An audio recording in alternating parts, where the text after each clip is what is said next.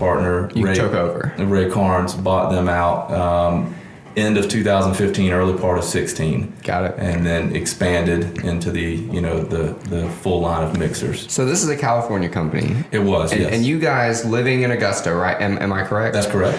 You purchased this company, and from what I understand, you could have run this company from probably anywhere you wanted to. There's probably better tax situations than Georgia, although Georgia's a great place to do business.